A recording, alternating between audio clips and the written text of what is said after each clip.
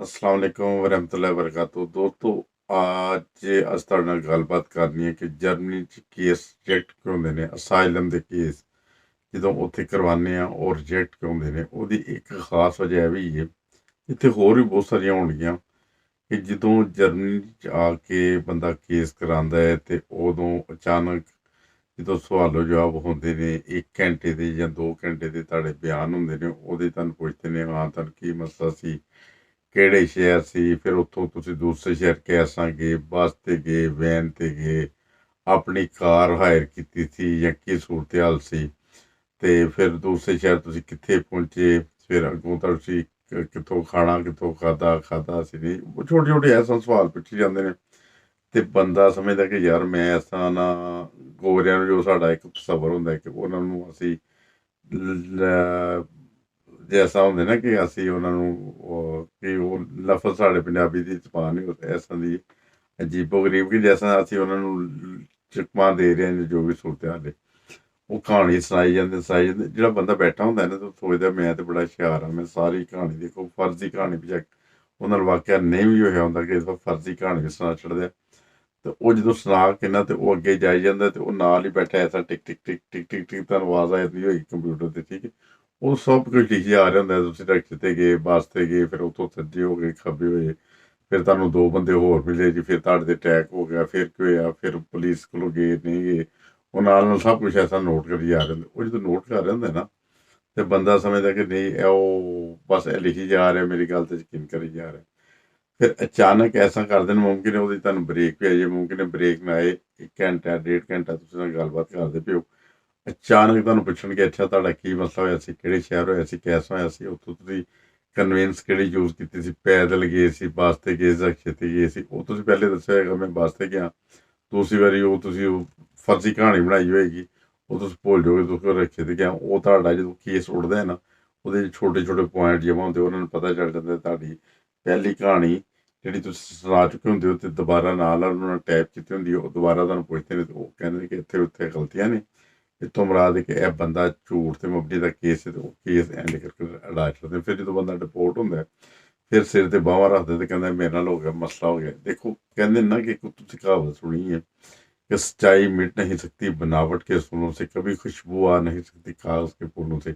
कि ਜਿਹੜੀ ਸੱਚੀ ਗੱਲ ਹੈ ਨਾ ਉਹ ਤੁਹਾਡੇ ਕੋਲ ਕੋਈ 10 ਸਾਲ ਬਾਅਦ ਵੀ ਪੁੱਛੇਗਾ, 5 ਸਾਲ ਬਾਅਦ ਵੀ ਪੁੱਛੇਗਾ, ਉਹ ਵਾਕਿਆ ਪੁੱਛੇਗਾ ਤੁਹਾਨੂੰ ਇਸ ਲਈ ਕਿ ਉਹ ਤੁਹਾਡੇ ਨਾਲ ਬੀਤਿਆ ਹੁੰਦਾ ਹੈ, ਤੁਹਾਡੇ ਹੱਡ ਬੀਤਿਆ ਜਿਹਨੂੰ ਕਹਿੰਦੇ ਨੇ ਉਹ ਵਾਕਿਆ, ਤੇ ਉਹ ਤੁਸੀਂ ਗਲਤ ਨਹੀਂ ਬਿਆਨ ਕਰ ਸਕਦੇ, ਉਹ ਤੁਹਾਡੇ ਕੋਲ ਗਲਤੀ ਉਹਦੇ 'ਚ ਨਹੀਂ ਹੋ ਸਕਦੀ।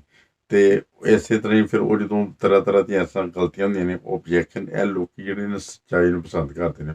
ਇੱਕ ਛੋਟਾ ਜਿਹਾ ਤੁਹਾਨੂੰ ਮੈਂ ਵਾਕਿਆ ਦੱਸਦਾ ਕਿ ਇੱਕ ਬੰਦਾ ਸੀ ਤੇ ਉਹ ਇੱਥੇ ਜਰਮਨੀ ਆਇਆ, ਉਹਨੇ ਆ ਕੇ ਅਸਾਈਲਮ ਕਰਵਾਈ, ਉਹਨੇ ਅਸਾਈਲਮ ਕਰਵਾਈ ਹੈ ਤੇ ਉਹਨੂੰ ਜੱਜ ਸਾਹਿਬ ਨੇ ਪੁੱਛਿਆ ਕਿ ਹਾਂ ਬਈ ਤੂੰ ਇੱਥੇ ਅਸਾਈਲਮ ਕਿਉਂ ਕਰਵਾਈ ਹੈ। ਉਹਨੇ ਕਿਹਾ ਸਾਨੂੰ ਉੱਥੇ ਮਜ਼ਹਬੀ ਇੰਤਖਾਬ ਪਸੰਦੀ ਸਾਡੇ ਨਾਲ ਕੀਤੀ ਜਾਂਦੀ ਹੈ, ਸਾਨੂੰ ਉੱਥੇ ਤਕਲੀਫਾਂ ਦਿੱਤੀਆਂ ਜਾਂਦੀਆਂ ਨੇ, ਉਸ ਵਜ੍ਹਾ ਤੋਂ ਅਸੀਂ ਆ ਕੇ ਇੱਥੇ ਅਸਾਈਲਮ ਕਰਵਾਉਂਦੇ ਹਾਂ। ਕਹਿੰਦੇ ਤੈਨੂੰ ਕੋਈ ਉੱਥੇ ਮਾਰਿਆ ਕੁੱਟਿਆ ਉਹਨਾਂ? ਕਹਿੰਦਾ ਕਿ ਨਹੀਂ। ਕਹਿੰਦਾ ਤੇਰੇ ਘਰ ਨੂੰ ਅੱਗ ਲਈ? ਕਹਿੰਦਾ ਨਹੀਂ। ਕਹਿੰਦਾ ਤੈਨੂੰ ਕੋਈ ਜ਼ਾਤੀ ਤੌਰ ਤੇ ਕਿਸੇ ਨੇ ਤੈਨੂੰ ਲਲਕਾਰਿਆ? ਕਹਿੰਦਾ ਨਹੀਂ। ਕਹਿੰਦਾ ਜੇ ਤੈਨੂੰ ਸਭ ਕੁਛ ਨਹੀਂ ਹੋਇਆ ਤੇ ਫਿਰ ਤੂੰ ਇੱਥੇ ਕਿਉਂ ਆਇਆ? ਉਹਨੇ ਕਿਹਾ ਜੱਜ ਸਾਹਿਬ ਇੱਕ ਮੇਰੀ ਗੱਲ ਸੁਣ ਲਓਗੇ ਭਲਾ ਪਲੀਜ਼? ਕਹਿੰਦੇ ਕਿ ਹਾਂ ਸੁਣਨਾ ਗਾ। ਉਸ ਬੰਦੇ ਨੇ ਕਿਹਾ, ਕਹਿਣ ਲੱਗਾ ਕਿ ਗੱਲ ਹੈ ਵੇ ਕਿ ਇੱਕ ਅਸੀਂ ਸ਼ਹਿਰ 'ਚ ਰਹਿੰਦੇ ਹਾਂ, ਇੱਕ ਗਾਉਂ 'ਚ ਰਹਿੰਦੇ ਹਾਂ ਜਿਹਦੇ ਸਾਰੇ ਘਰ ਲੱਕੜੀ ਦੇ ਨੇ, ਹੈ ਨਾ, ਇੱਕ ਦੂਜੇ ਦੇ ਨਾਲ ਮਿਲ ਕੇ ਬਣੇ ਨੇ। ਤੇ ਉਹ ਤੁਹਾਨੂੰ ਪਤਾ ਚੱਲੇ ਕਿ ਅੱਧੀ ਰਾਤੀ ਕਿ ਉਹ ਜਿਹੜਾ ਨਾ ਸਾਰਿਆਂ ਨਾਲ ਆਖਰੀ ਘਰ ਹੈ, ਉਹਦੇ ਘਰ 'ਚ ਅੱਗ ਲੱਗ ਗਈ ਹੈ ਤੇ ਉਹ ਲੱਕੜ ਦਾ ਘਰ ਜਲ ਗਿਆ ਜਾਂ ਉਹਦੇ ਅੰਦਰ ਬੰਦੇ ਵੀ ਜਲ ਕੇ ਰਾਖ ਹੋ ਗਏ ਨੇ।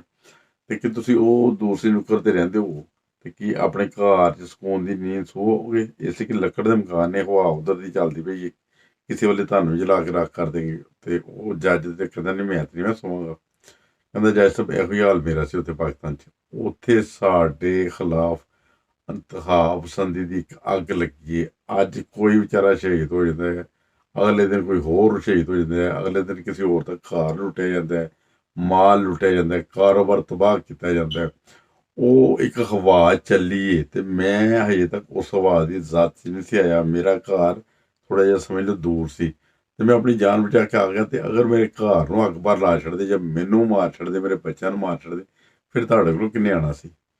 ਉਹ ਜੱਜ ਦੇ ਜਿਹੜੇ ਨਾ ਉਹ ਸੱਚੀ ਗੱਲ ਸੀ, ਸਦਾਕਤ ਸੀ ਉਹਦੇ ਦਿਲ 'ਚੋਂ ਨਿਕਲੀ, ਉਹ ਜੱਜ 'ਤੇ ਵੀ ਜਾ ਕੇ ਦਿਲ 'ਤੇ ਵੱਜੀ ਅਤੇ ਉਹ ਅਸਰ ਕਰਤਾ ਅਤੇ ਜੱਜ ਨੇ ਉਸ ਫੈਮਿਲੀ ਦਾ ਉੱਥੇ ਬੈਠੇ ਬਿਠਾਏ ਕੇਸ ਪਾਸ ਕਰਤਾ। ਅਤੇ ਅਸੀਂ ਲੋਕ ਜਦੋਂ ਅਸੀਂ ਰੋਂਦੇ ਹਾਂ, ਚੀਖਦੇ ਹਾਂ, ਚਲਾਉਂਦੇ ਹਾਂ, ਪੁਕਾਰਦੇ ਹਾਂ ਕਿ ਜੀ ਸਾਡਾ ਕੇਸ ਖਤਮ ਕਰਤਾ ਹੈ, ਜਾਂ ਤਾਂ ਉਹਨਾਂ ਨੂੰ ਕੋਈ ਉੱਥੇ ਮਜ਼ਹਬੀ ਜਾਂ ਕੋਈ ਇਸ ਕਿਸਮ ਦੀ ਕੋਈ ਪ੍ਰੋਬਲਮ ਹੁੰਦੀ ਨਹੀਂ ਹੈ, ਉਹ ਝੂਠਾ ਬਣਾਇਆ ਕੇਸ ਹੁੰਦਾ ਅਤੇ ਝੂਠ ਹੀ ਹੁੰਦਾ, ਉਹ ਫਿਰ ਕਿਤੋਂ ਨਾ ਕਿਤੋਂ ਫੜਿਆ ਜਾਂਦਾ। ਅਤੇ ਅਗਰ ਦੇਖੋ, ਅਗਰ ਤੁਹਾਨੂੰ ਮਸਲਾ ਕੋਈ ਨਹੀਂ ਹੈਗਾ, ਤੁਸੀਂ ਕਹਿ ਦਿਓ ਹਾਂ ਠੀਕ ਹੈ, ਸਾਡੇ ਖਿਲਾਫ ਉੱਥੇ ਕੇਸਿਸ ਹੁੰਦੇ ਨੇ, ਸਾਨੂੰ ਇਸ ਜੇਲ੍ਹਾਂ 'ਚ ਪਾ ਛੱਡਦੇ ਨੇ, ਸਾਡੇ ਖਿਲਾਫ ਝੂਠੇ ਮੁਕੱਦਮੇ ਹੋ ਜਾਂਦੇ ਨੇ, ਸਾਡੇ ਖਿਲਾਫ ਤਹਿਰੀਕ ਚੱਲ ਪੈਂਦੀ ਹੈ, ਜਿੱਥੇ ਮਰਜ਼ੀ ਕੋਈ ਆ ਕੇ ਹਮਲਾ ਕਰਦੇ, ਸਾਡਾ ਘਰ-ਬਾਰ ਤਬਾਹ ਕਰਦੇ, ਫੈਕਟਰੀ ਤਬਾਹ ਕਰਦੇ, ਕਾਰੋਬਾਰ ਤਬਾਹ ਕਰਦੇ, ਉਹਨਾਂ ਨੂੰ ਕੋਈ ਪੁੱਛਣ ਵਾਲਾ ਨਹੀਂ ਹੁੰਦਾ।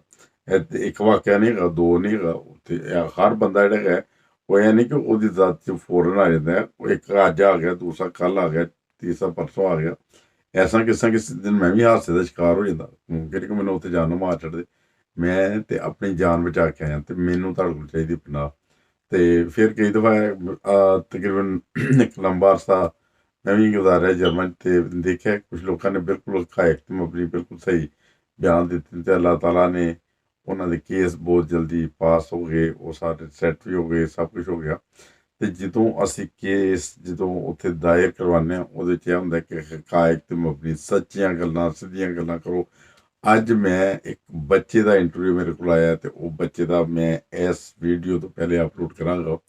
ਉਸ ਬੱਚੇ ਦੀ ਯਕੀਨ ਕਰੋ ਸੂਰਤ ਹਾਲ ਹੈ ਕਿ ਇੱਥੇ ਉਹ ਜਰਮਨ 'ਚ ਪੈਦਾ ਹੋਇਆ, ਅਤੇ ਮੁਹਤਰਮ ਰਿਆਜ਼ ਬਾਜਵਾ ਸਾਹਿਬ ਜਿਹੜੇ ਨੇ, ਉਹ ਰਿਆਜ਼ ਮਹਿਮੂਦ ਬਾਜਵਾ ਸਾਹਿਬ, ਉਹਨਾਂ ਦਾ ਪੋਤਾ, ਅਤੇ ਉਹ ਆਪਣਾ ਸਾਈਕਲ ਦਾ ਤਾਰਫ ਕਰਵਾ ਰਿਹਾ, ਅਤੇ ਤਾਰਫ ਕਰਵਾਉਂਦਾ ਹੋਇਆ ਵੀ ਉਹ ਦੱਸਦਾ ਪਿਆ ਕਿ ਇਹ ਕੁਛ ਬੁਰੀਆਂ ਖਬਰਾਂ ਨੇ ਕਿ ਸੈਡ ਨਿਊਜ਼ ਹੈ ਕਿ ਇਹਦੀ ਬ੍ਰੇਕ ਖਰਾਬ ਹੈ, ਸੈਡ ਨਿਊਜ਼ ਹੈ ਇਹਦੀ ਚੈਨ ਖਰਾਬ ਹੈ। ਉਹ ਪਹਿਲੇ ਖੁਦ ਦੱਸਦਾ ਪਿਆ। ਦੇਖੋ, ਸੱਚਾਈ ਦੇ ਵਿੱਚ ਇੰਨੀ ਤਾਕਤ ਹੁੰਦੀ ਹੈ, ਅਤੇ ਇੱਥੇ ਦੇ ਬੱਚੇ ਵੀ ਐਸਾ ਸੱਚ ਬੋਲਦੇ ਨੇ, ਅਤੇ ਫਿਰ ਉਹਨਾਂ ਦੀ ਜਿਹੜੀ ਦਿਲ 'ਚੋਂ ਨਿਕਲੀ ਆਵਾਜ਼ ਹੈ ਉਹ ਅਗਲੇ ਦੇ ਦਿਲ 'ਤੇ ਵੀ ਅਸਰ ਕਰਦੀ ਹੈ।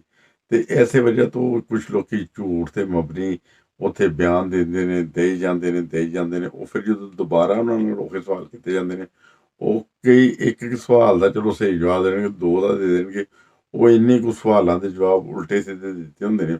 ਉਹ ਸਮਝਦੇ ਨੇ ਕਿ ਗੋਰਿਆਂ ਨੂੰ ਅਸੀਂ ਧੋਖਾ ਦੇ ਰਹੇ ਹਾਂ, ਜੋ ਕਹੀ ਜਾ ਰਹੇ ਹੋ ਮੰਨੀ ਜਾ ਰਹੇ, ਚੁੱਪ ਕਰਕੇ ਅਸਾਂ ਲਿਖੀ ਜਾ ਰਹੇ, ਚੁੱਪ ਕਰਕੇ ਨੋਟਸ ਬਣਾਈ ਜਾ ਰਹੇ। ਉਹ ਨੋਟਸ ਨਹੀਂ ਬਣਾ ਰਿਹਾ ਹੁੰਦਾ, ਬਣਾਉਂਦਾ ਸਿਰ ਨੋਟਸ ਹੀ ਹੁੰਦਾ, ਉਹ ਉਸ ਤਰ੍ਹਾਂ ਹੀ ਬਣਾ ਰਿਹਾ ਹੁੰਦਾ ਕਿ ਥੋੜ੍ਹੀ ਦੇਰ ਬਾਅਦ, ਘੰਟੇ ਡੇਢ ਬਾਅਦ ਫਿਰ ਦੁਬਾਰਾ ਇਹੀ ਸਵਾਲ ਇਹਦੇ ਕੋਲ ਪੁੱਛਾਂਗਾ।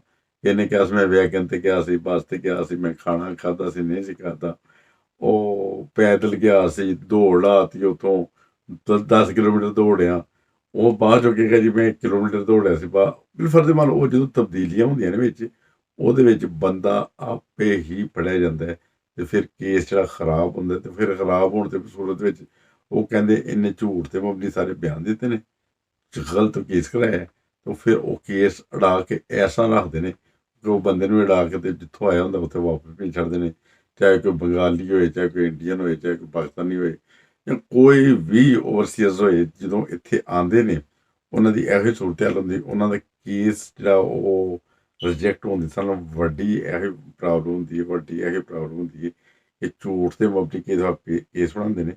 ਅਗਰ ਵਾਕਈ ਹਕੀਕਤ 'ਚ ਤੁਹਾਨੂੰ ਕੋਈ ਪ੍ਰੋਬਲਮ ਹੈ, ਤੁਹਾਨੂੰ ਦੱਸੋ ਹੈ ਪ੍ਰੋਬਲਮ, ਮੇਰੇ ਬਾਕੀ ਨਾਲ ਦੇ ਨਾਲ ਪ੍ਰੋਬਲਮ ਹੈ ਭਾਈ, ਮੈਨੂੰ ਨਹੀਂ ਸੀ ਹੈਗੀ ਹੈ ਜੀ, ਅਤੇ ਮੈਨੂੰ ਵੀ ਹੋ ਸਕਦੀ ਸੀ, ਅਤੇ ਉਹ ਉਹਨਾਂ ਦੀ ਗੱਲ ਸਮਝ ਆ ਸਕਦੀ, ਠੀਕ ਹੈ। ਅਤੇ ਇਸੇ ਤਰ੍ਹਾਂ ਦੋਸਤ ਦੁਆਵਾਂ ਯਾਰ ਅਤੇ ਹੱਸਦਾ ਵਸਦਾ ਵਕਤਨ TV ਇੰਟਰਨੈਸ਼ਨਲ, ਇਹਦੇ ਉੱਤੇ ਤੁਸੀਂ ਆਪਣੇ ਵਾਕਿਆਤ ਪਲੀਜ਼ ਸਾਨੂੰ ਭੇਜ ਸਕਦੇ ਹੋ, ਕੋਈ ਆਪ ਬੀਤੀ ਭੇਜ ਸਕਦੇ ਹੋ, ਅੱਛਾ ਜਿਹਾ ਵਾਕਿਆ, ਤੁਸੀਂ ਯੂਰਪ 'ਚ ਕੈਸਾ ਆਏ, ਕਿੰਨਾ ਮੁਸ਼ਕਿਲਾਤਾਂ 'ਚੋਂ ਗੁਜ਼ਰੇ ਹੋ, ਅਤੇ ਯੂਰਪ 'ਚ ਆ ਕੇ ਤੁਸੀਂ ਕਾਮਯਾਬ ਬਿਜ਼ਨਸਮੈਨ ਬਣੇ ਹੋ, ਤਾਂ ਕੈਸਾ ਤੁਸੀਂ ਬਿਜ਼ਨਸ ਆਪਣੇ ਨੂੰ ਪ੍ਰਮੋਟ ਕੀਤਾ, ਉਹਦੇ ਉੱਤੇ ਤੁਸੀਂ, ਜੈਸਾ ਮੇਰੇ ਦੋਸਤ ਹੈਗੇ ਨੇ, ਚੰਦ ਇੱਕ ਦੋਸਤ ਨੇ, ਅੱਲਾਹ ਤਾਲਾ ਫਜ਼ਲ, ਉਹ ਮੁਖਤਲਿਫ ਮਮਾਲਿਕ ਦੇ ਵਿੱਚ ਗਏ ਨੇ, ਉਹਨਾਂ ਨੇ ਬਹੁਤ ਜ਼ਿਆਦਾ ਤਰੱਕੀ ਕੀਤੀ ਹੈ, ਉਹਨਾਂ ਨੇ ਐਸੇ ਬਿਜ਼ਨਸ ਵਿੱਚ ਕਾਮਯਾਬ ਨੇ ਕਿ ਦੁਨੀਆ ਦੇਖ ਕੇ ਤੇ ਉਹਨਾਂ ਦੇ ਮਤਲਬ ਕਿ ਨਾ ਉਹਨਾਂ ਦੀ ਤਾਰੀਫਾਂ ਕਰਦੀ ਹੈ ਕਿ ਇਹ ਅਗਰ ਕਿਸੇ ਨੇ ਬਿਜ਼ਨਸ ਬਣਾਉਣਾ ਹੈ ਤਾਂ ਇਹਨਾਂ ਨੂੰ ਵੇਖੋ ਅਤੇ ਇਹਨਾਂ ਕੋਲੋਂ ਸਿੱਖੋ।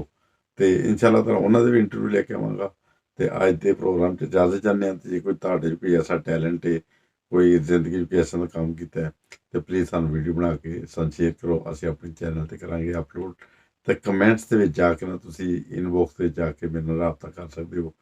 ਮੈਸੇਜ ਦਿਓ, ਫਿਰ ਮੈਂ ਇਨਸ਼ਾਅੱਲਾ ਤਾਲਾ ਤੁਹਾਡੇ ਨਾਲ ਰਾਬਤਾ ਕਰ ਲਾਂਗਾ। ਜਜ਼ਾਕੱਲਾ, ਅਸਲਾਮ ਅਲੈਕੁਮ ਵਰਹਿਮਤੁல்லாਹਿ ਵਬਰਕਾਤੁਹੂ। ਤੇ ਆਪਣੀ ਸਿਹਤ ਦਾ ਖਿਆਲ ਰੱਖੋ।